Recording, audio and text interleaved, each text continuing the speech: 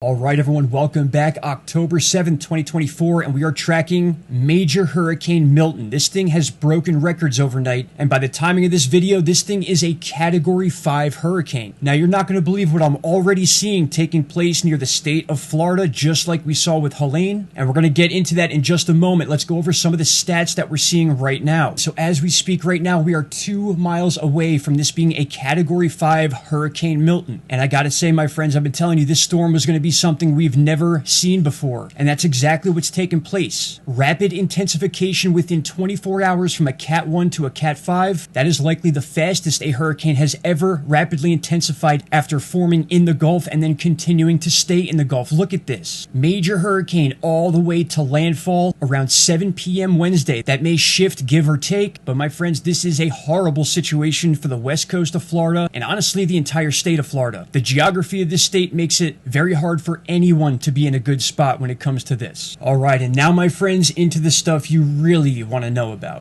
All right, let's take a look at Florida, and already it's looking like a disco party is going on. A lot of different radar activity going on. We got spikes here going all the way into the Gulf. Heavy lines up in this area, and then, of course, we have the one we saw with Hurricane Helene right here going off again. Now, of course, remember, these are just theories that we're talking about here, entertainment purposes only, because no way is weather modification real, right, everybody? Anyway, take a look down here near southern Florida. We got some right angle clouds taking place. A weird situation here ahead of the hurricane, and I want you to think about this because ahead of Hurricane Helene, we had a very significant low pressure system up by North Carolina already sitting there that then interacted with actual Hurricane Helene, causing the record-breaking flooding. Now, just look at this one more time. Take a look at what's going on up here, the disco party, and then look at these clouds down here, making unnatural formations, right angles. We don't see right angles in nature. So a lot of the rain and moisture taking place in Florida is almost a precursor to the landfall of the hurricane.